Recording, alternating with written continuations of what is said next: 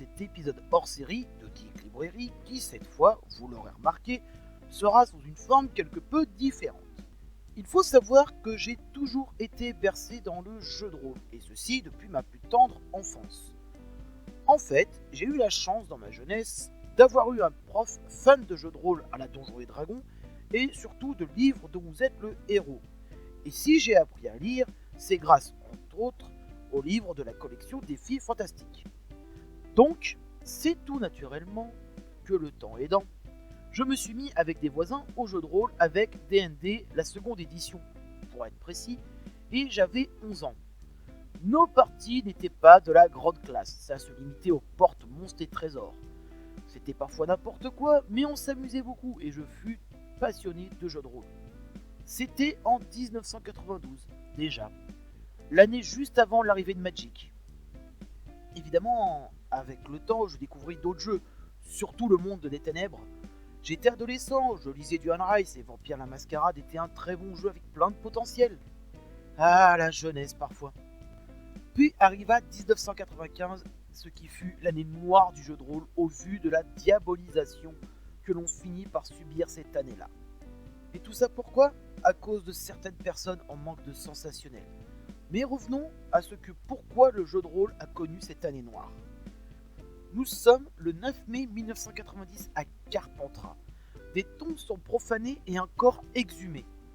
Pendant 5 ans, des groupuscules proches du FN sont soupçonnés.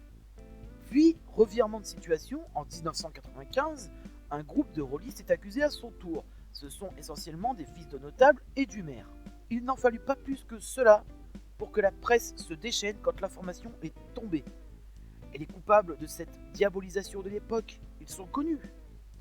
Je citerai entre autres le cas le plus célèbre avec Mireille Dumas et son émission Bas les masques, attention jeu dangereux, ainsi que le docteur Abgral, psychiatre spécialiste des sectes, qui a fait une intervention virulente sur la sectarisation du jeu de rôle dans l'émission Témoin numéro 1 de Jacques Pradel.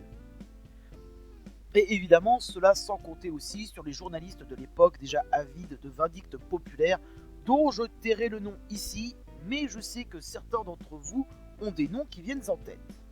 Malheureusement, beaucoup de personnes ont pris ce qui a été dit pour argent comptant, faisant passer aux yeux de la société une pratique qui serait en réalité déviante, voire sataniste. Évidemment, le milieu du jeu de rôle à ce niveau-là a pris du plomb dans l'aile. Les entreprises de l'époque et les associations fermèrent rapidement devant la vindicte populaire. Et même si finalement la piste rôliste s'avéra complètement fausse, le mal fut fait. Mais l'histoire provient de bien plus loin dans le temps, car cela n'a pas eu lieu qu'en France. Dirigeons-nous maintenant vers les États-Unis, terre d'une naissance du jeu de rôle moderne grâce à Gary Gygax, notre père à tous, et les rôlistes eurent aussi des moments de vindicte populaire outre-Atlantique.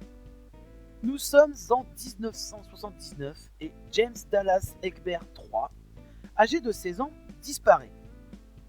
Le détective privé William Deere est persuadé que sa disparition est liée au jeu de rôle et il le déclare partout dans la presse. Au final, le corps de James Dallas Egbert III sera retrouvé un mois plus tard. Le jeu de rôle n'y était pas forcément lié car il y avait un mal-être beaucoup plus profond. Mais il n'en fallut pas plus pour le détective privé et ainsi que la presse de faire un lien de cause à effet, sans même chercher à approfondir ce qui n'en était vraiment. Mais il est à noter que cette enquête fut adaptée en roman, donnant un point de vue purement personnel sur cette affaire. Mais malheureusement, cette affaire n'est pas la seule où le jeu de rôle fut mis en cause. Et nous arrivons en 1982. Un certain Pat Budding fonde le Bothered About D&D. Je vous prierai de ne pas vous moquer de mon accent anglais, ou du moins américain. Il se fait appeler le BAD. Non, pas ce BAD là, s'il vous plaît. Et rapidement, le BAD attaquera en justice à de multiples reprises TSR, la société qui édite Donjons et Dragons. TSR s'en sortira toujours blanchi, faute de réelles preuves. Malheureusement aussi, les obscurantistes religieux s'abattirent aussi sur TSR. Mais nous sommes aux États-Unis et ce genre d'attaque acharnée finit par donner une aura intouchable à TSR car beaucoup de gens finissèrent par s'intéresser au jeu de rôle, ce qui boostèrent considérablement les ventes. Avec le temps, évidemment, les attaques finissèrent par se calmer Et le bad chuta après une commission d'enquête qui révélera toutes les manipulations d'opinion dont il est à l'origine. Finalement, le rôliste n'apparaîtra en gros que dans quelques films hollywoodiens du cliché boutonneux apparaissant dans les caves. Bon, à la rigueur, c'est pas ce qu'il y a de pire au vu des attaques qu'il y avait précédemment. Et finalement, que reste-t-il de tout ça? En réalité, il fallut du temps au jeu de rôle pour se reconstruire et avoir un deuxième âge d'or. Surtout après les années 2000 finalement. Le jeu de rôle est très loin d'être mort, c'est même tout le contraire. Et même aujourd'hui, je suis émerveillé de voir que l'on parle encore de jeux de rôle par-ci et par-là, et parfois même sur YouTube. D'ailleurs, je tiens à remercier Maillard et le joueur du grenier d'avoir fait cette émission d'aventure sur leur chaîne secondaire. C'est une très bonne chose qui a permis de redémocratiser un peu plus le jeu de rôle, sachant que nous sommes à l'heure actuelle sur notre troisième âge d'or. Je reviendrai sur un autre épisode sur les âges d'or du jeu de rôle, croyez-moi, il y a beaucoup à en dire. Au final, le jeu de rôle est une passion comme les autres. Ça reste et ça restera toujours un moment à passer entre amis, que ce soit de manière sérieuse, comme on le ferait dans une pièce de théâtre, ou avec des bières et des pizzas en déconnant un petit peu. Il faut pas oublier que quel que soit le jeu de rôle auquel on joue, cela restera toujours un divertissement loin des stéréotypes que beaucoup ont voulu nous coller à la peau. En ce qui me concerne, le jeu de rôle pour moi a été un moyen d'attiser ma soif de curiosité. Et même encore aujourd'hui, j'aime passer du temps à découvrir de nouvelles choses et parfois m'en inspirer pour une partie de jeu de rôle. C'est aussi grâce à cette curiosité que j'ai pu rencontrer des gens hors de mon milieu social. Car oui, le jeu de rôle rassemble. Mais au final, lorsque toutes les attaques avaient lieu contre le jeu de rôle, qui s'en souciait de cet argument?